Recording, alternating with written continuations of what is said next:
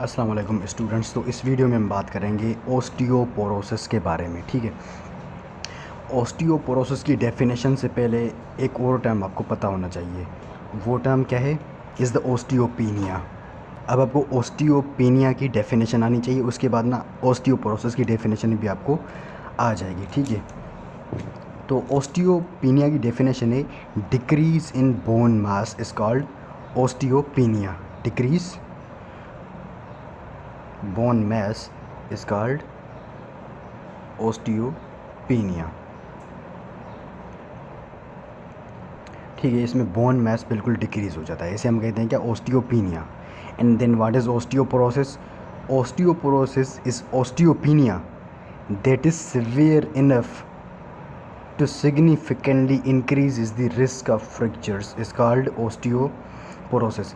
Basically osteoporosis में क्या होता है? एक ओस्टियोपीनिया मतलब क्या, बोन मैस बिल्कुल कम हो जाता है और वो इंक्रीज़ करता है रिस्क ऑफ द फ्रैक्चर्स, उसे हम कहते हैं क्या? ओस्टियोपोरोसिस। ठीक है, तो ये इसकी क्या है? पूरी डेफिनेशन है। अब जो ओस्टियोपोरोसिस है इसके दो टाइप्स हैं, ये आपको पता होंगे। एक होता है आपके पास क्या? पोस्ट मीनोपॉजल, एंड दूसरा होता है senile. This is your post menopausal and this is senile one. अब post menopausal is associated with the oestrogen. क्या? ईस्ट्रोजन। अब देखिए, जो नॉर्मल फंक्शन है ईस्ट्रोजन का, इसमें पहले नॉर्मल देखते हैं। Normally estrogen increases bone formation and resorption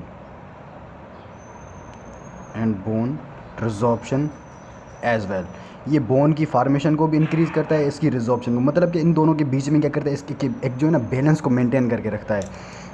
ये नॉर्मल इसका फंक्शन होता है। ठीक है, अब इसकी डेफिशिएंसी से क्या होगा वो मैं अभी आपको बताऊंगा। ठीक है, अब पहले हम डिस्कस करते हैं causes of the post menopausal, and उसके बाद हम करेंगे क्या? कॉजेज़ ऑफ, चलो साथ साथ में कर लेते हैं। ठीक है, ताकि आपको जो है ना क्लियर हो जाए।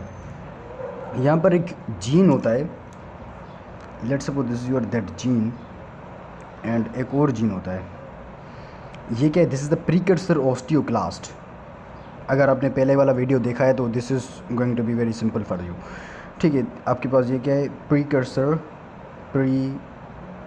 यार ये मेरी जो स्पेलिंग से पता नहीं ठीक नहीं होती। ठीक है, प्रीकर्सर ऑस्टियोक्लास्ट, आप इसे मोनोसाइट भी बोल सकते हैं।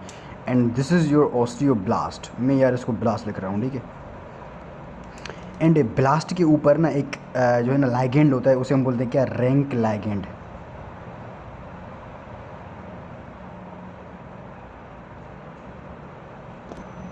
और इसी रैंक लाइगेंड का रिसेप्टर होता है प्रीकर्सर क्लास पर। This is the receptor for this that ligand. ठीक है, एंड ये जीन ये रैंक लाइगेंड प्रोड्यूस करता है।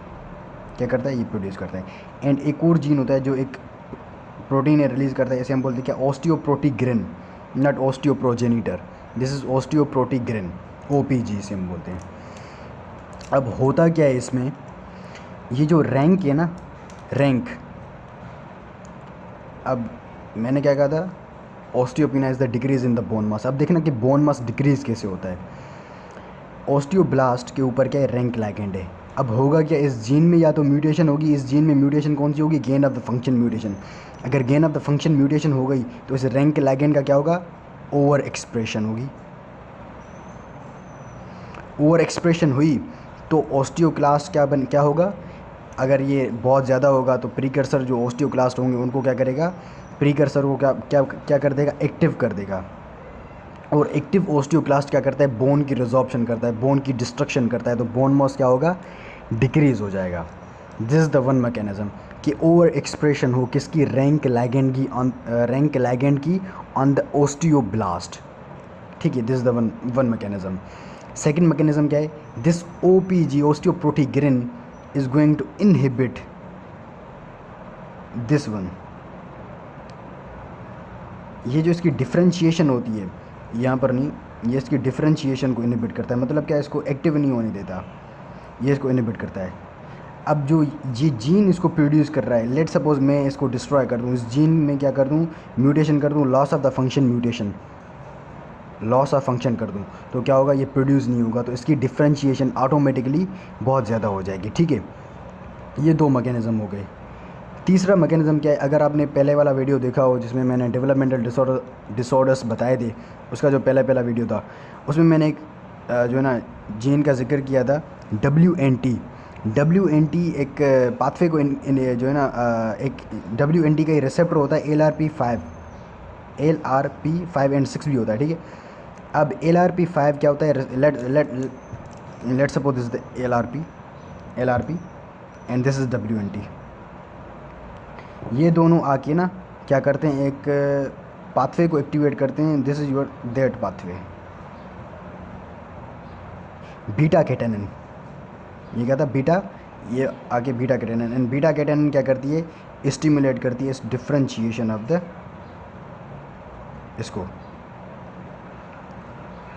अब इस जीन में क्या हो, पॉलीमॉर्फिज्म हो और इसके रिसेप्टर में म्यूटेशन होगी, तो आपके पास ये पाथवे ना हाइपर एक्टिवेट हो जाएगा और ये एक्टिव कर देगा ऑस्टियोक्लास्ट को। ठीक है, तो ये मैकेनिज़्म होते हैं, इन्हीं में अगर म्यूटेशन हो या फिर पॉलीमॉर्फिज्म हो इन जीन में, तो आपके पास ये चीज़ें डेवलप होती है। चलो ये तो खैर थोड़े से जेनेटिक कॉज थे। The most important cause in post menopausal women's, ये वुमेन में बहुत ज़्यादा होती है, तो ईस्ट्रोजन लेवल कम हो जाती है जब मीनोपाज के बाद, ईस्ट्रोजन लेवल कम होती है, बिल्कुल कम हो जाती है। तो ईस्ट्रोजन लेवल कम होने की वजह से क्या होता है, increase in level of interleukin 6, interleukin 1 and tumour necrotic factor alpha. Automatically इन सब की ना जो है ना लेवल्स बहुत बढ़ जाएंगी, इन and these all 3 are the markers of the inflammation, ये इन्फ्लेमेशन काज करवाएंगे। ठीक है, एंड इसके साथ साथ क्या होता है, decrease in estrogen level causes the decrease in OPG and decrease the apoptosis of the osteoclast.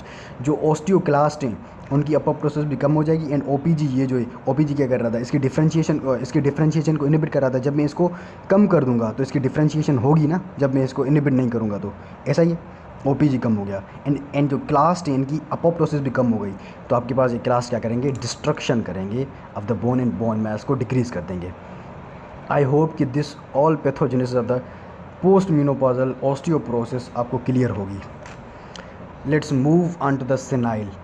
अब सेनाइल में होता क्या है, इसमें भी ना OPG बिल्कुल कम हो जाता है, this OPG is going to be decreased, and इसकी डिक्रीज़ होने की वजह से आपके पास यहाँ पर क्या होगी, decrease synthesis of bone matrix. अब यहाँ पर मैंने एक चीज़ बताई, OPG इसको इनिबिट करता है, ये इन दोनों में बैलेंस रहता है। OPG जब इसको इनिबिट करेगा ना क्लास्टिक एक्टिविटी को, तो OPG जब इसको इनिबिट करेगा ना, तो इसके साथ साथ ना जो बोन की फॉर्मेशन वाली एक्टिविटी है वो बढ़ जाती है।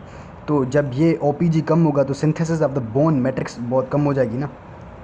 आई होप कि आपको समझ में आ रहा होगा। ठीक है, उसके साथ साथ एक और काज होता है, decrease vitamin D and decrease calcium and increase PTH, parathyroid जो हार्मोन है उसकी एक्टिविटी बहुत ज़्यादा हो जाए। अब पैराथायरॉयड एक्टिविटी बहुत ज़्यादा हो जाए, इसका ना लॉजिक क्या है, let's suppose this is your osteoblast पर क्या था, रैंक लाइगेंड था यार, ये RANK रैंक लाइगेंड। अब ये PTH क्या करता है, इसको ना इसकी हाइपर एक्सप्रेशन करता है, इसको स्टिमुलेट करता है, हाइपर एक्सप्रेशन करता है। तो यहाँ पर ये अगर प्रीकर्सर ऑस्टियोक्लास्ट पर आएगा, इसके लिए यहाँ पर रिसेप्टर होगा और ये प्रीकर्सर आपके पास फिर एक्टिव हो जाएगा एंड बोन की डिस्ट्रक्शन कर देगा। लेकिन ये यहाँ पर इस म्यूटेशन की वजह से नहीं हो रहा, ये जो हाइपर एक्सप्रेशन हो रही थी ना इसमें, यहाँ पर इसकी expression due to the parathyroid hormone हो रही है। ठीक है, पैराथायरॉयड हार्मोन ये करता है। उसके अलावा डिक्रीज़ फिज़िकल एक्टिविटी होगी तो भी ये जो है ना सेनाइल ऑस्टियोपोरोसिस हो जाती है, and osteoporosis common in females. ठीक है, ये तो आपको पता होगा। अब ये क्या थी, इन दोनों की जो है ना क्या थी, पैथोजेनेसिस थी। अब इसके थोड़े से क्लिनिकल फीचर्स पर आ जाएं। टॉपिक बिल्कुल छोटा ही होने वाला है, ठीक है, इतना लंबा नहीं है। इसके क्लिनिकल फीचर्स में क्या होंगे, it mostly involve vertebrae of the thoracic region in the lumbar region. यार मेरी स्पेलिंग्स बहुत गलत होती हैं, ठीक है, स्पेलिंग्स पर गौर नहीं करना इतना। और थोरेसिक एंड लंबार रीजन की जो vertebrae in this the typical diagram of the vertebrae, ये इसको ना क्या करती है, इन्वॉल्व करती है। एंड उसके साथ साथ यहाँ पर क्या होगा, पेन होगा, पेन। एंड अगर ये वर्टिब्रीज जो है बहुत सारी इन्वॉल्व कर रहे हैं, मल्टीपल वर्टिब्रीज इन्वॉल्व करेंगी तो उसकी ना साइज़ भी बिल्कुल कम हो जाएगी। Decrease in the size when involve multiple vertebrae को जब इन्वॉल्व करेंगी तो उनकी साइज़ भी कम होगी। And there will be the kyphoscoliosis, lordosis and spinal fractures होंगे, ठीक है। ये तीनों कंडीशंस आपके पास वर्टिब्रीज से ही रिलेटेड होती हैं, ठीक है।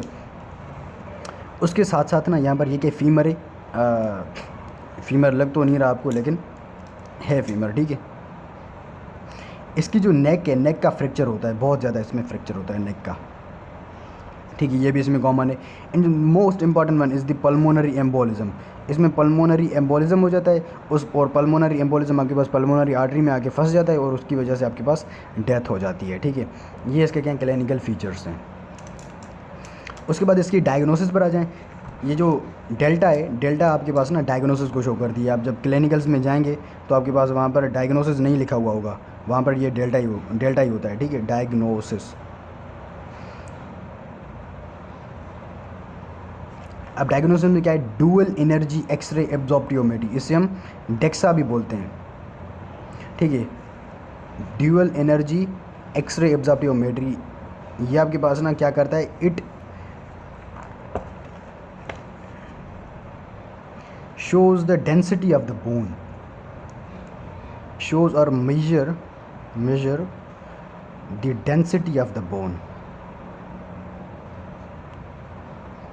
बिकॉज इसमें बोन बिल्कुल कम हो जाता है, bone mass and bone porous हो जाता है, तो ये इसकी डेंसिटी को मेजर करके देता है। तो हम उसी की वजह से उसी के बेसिस पर ना हम डायग्नोस करते हैं, ठीक है। डायग्नोसिस भी हो गई भाई ऑस्टियोपोरोसिस है, तो आप ट्रीटमेंट क्या देंगे, RX आपके पास ये ट्रीटमेंट को शो करती है। इसमें हम एक्सरसाइज करवाएंगे, ठीक है। उसके बाद हम कैल्शियम एंड विटामिन डी के इंटेक देंगे। एंड बिसफॉस्फोनेट्स एक ड्रग्स होते हैं, ठीक है, ये भी इसमें हम देते हैं, ठीक है। तो ये होता है। So this is all about the osteoporosis. I hope कि पूरा टॉपिक आपको क्लियर हो गया होगा।